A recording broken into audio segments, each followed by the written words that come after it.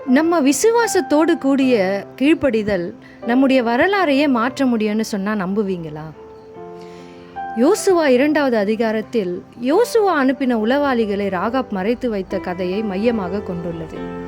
இதை செய்ய அவளுக்கு எவ்வளவு தைரியம் இருந்தது என்பதை கவனியுங்கள். அவள் பிடிபட்டிருந்தால் அவள் உளவாளிகளோடு கூட சேர்த்து கொல்லப்பட்டிருப்பாள். யாக்கோபு 2:26 கிரியை இல்லாத விசுவாசமும் செத்ததாய் இருக்கிறதென்று வாசிக்கிறோம்.